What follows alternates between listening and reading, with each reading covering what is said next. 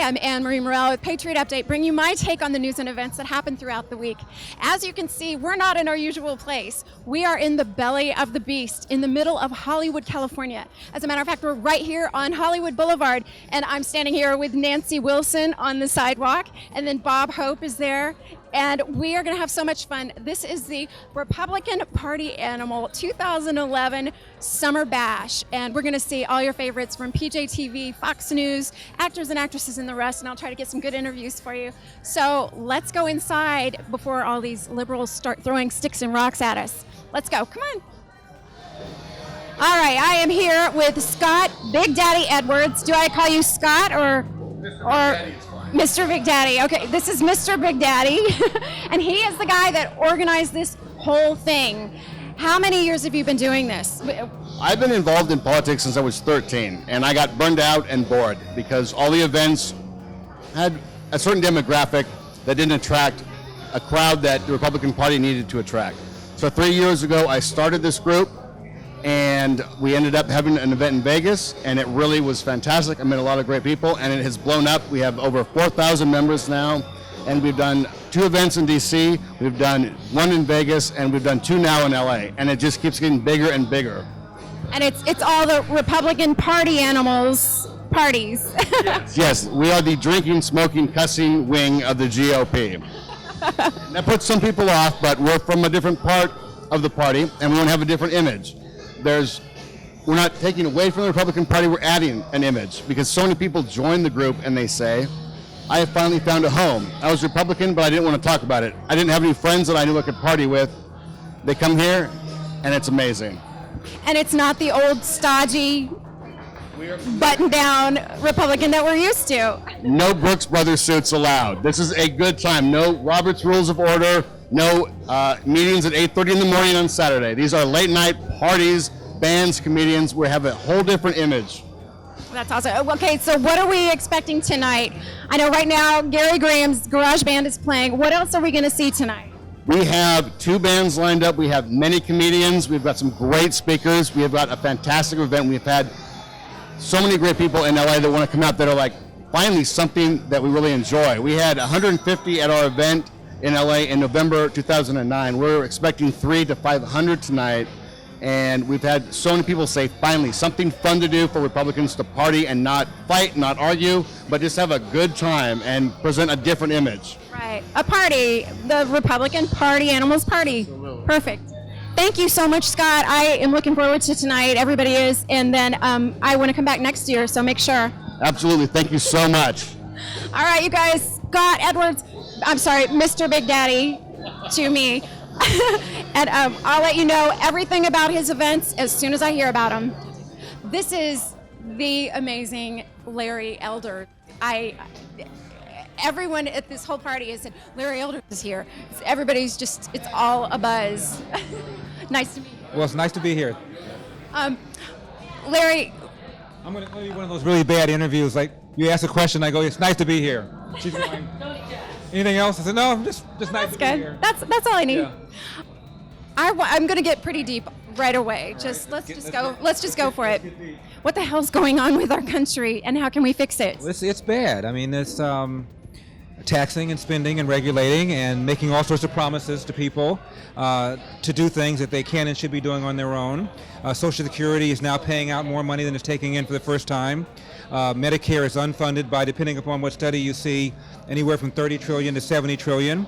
In Medicaid for most states, and Medicaid is a joint federal-state program, Medicaid is probably the fastest growing cost item for most states. It's a runaway freight train on automatic pilot, and until and unless it gets turned around, we're in trouble. We are really headed towards Greece. And I know people say stuff like that. It sounds like a talking point, but when you get to the point where half of all the people are not paying taxes at all, and we've like GE. We've had 2.5 years of I mean, the most left-wing president in my lifetime, and he's had a supermajority in the Senate and a supermajority in the House. We couldn't stop him, so he did TARP on steroids, which he inherited from George W. Bush. He did stimulus. He bailed out car companies and auto companies and insurance companies and banks, and it hasn't worked. And what do they want to do? They want to spend more. Their argument is that the stimulus package was too small, and had it been larger, then we would have been okay. They're insane. What's going to happen? People have to wake up, and unless they wake up, we're in trouble. Do you think they will? They didn't in California. I mean, every other state, New Jersey elected a conservative governor, and Wisconsin did, and Minnesota did, and we sent Jerry Brown back, and he's the one that gave the right to strike for the unions, and that is one of the big problems that we have in the state.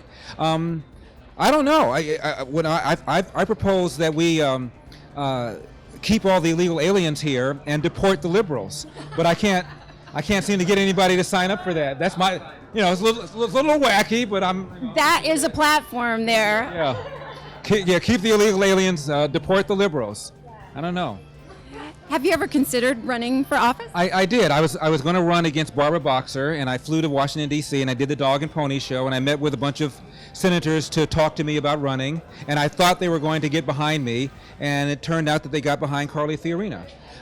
They thought she had higher name recognition. She didn't. And they thought she had a better chance of winning. In my opinion, she didn't. And she lost by 10 points. I've never really met her. We've talked a little bit.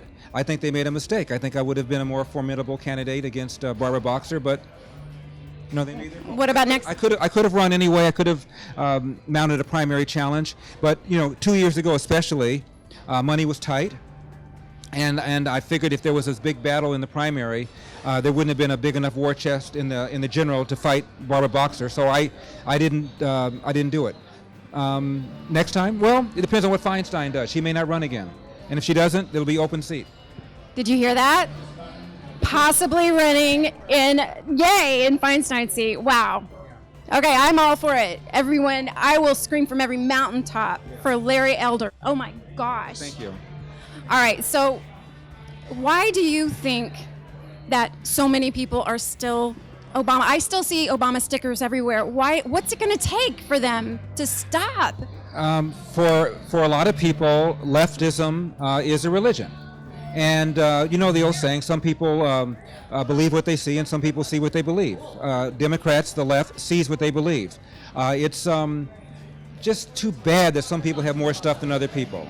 It's just not right that some people are rich. It's just not right that some people have less than other people. So we're going to appoint some elites to take money from this guy and give it to that guy, and this person and give it to that person, because that's just the right thing to do. But all the people that are screaming about the elites are elites. They have all the money. Yeah. Well, so the question you've just now raised is, why is it that so many people that have done well are left? And I think part of it is that they feel guilty, that they've made money. Part of it, they don't want people to envy them, and part of it is that they're just clueless. I mean, it's all about competition. It's all about the individual. And this country was founded on the idea that the government was supposed to do a handful of things, and the other things to help individuals that are needy. And we're always going to have people who are needy. That's to be done by churches and nonprofits and United Way and Salvation Army and things like that. People have forgotten the book that they read in high school, Democracy in America by Alexis de Tocqueville. He comes over here, this Frenchman, and he spends all these months going around the country. And what he's blown away by are the amount of organizations that people volunteer for. And that's what this country is all about. You take care of your community and your family. You know better what needs to be done in your own community and family. Don't take our money. We'll invest it. We'll donate it. We can do it more wisely and more efficiently than the federal government can. I mean, it's not complicated. All right, Senator Larry Elder. I want to add, I conducted most of my interviews from a little room outside the kitchen because it was a little quieter there. And for the most part, people kind of stayed away. They let us do our thing, except when Larry Elder spoke. It was amazing. Everyone gathered around him, hanging on his every word, including me.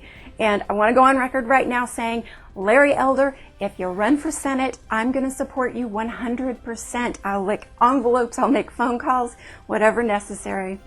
Find out more about Larry Elder at larryelder.com. And to find out more about the Republican Party animals, go to republicanpartyanimals.org. Next time, you'll see my interview with the great Alfonso Rachel from PJTV and actor Gary Graham from Star Trek, Alien Nation, and lots more.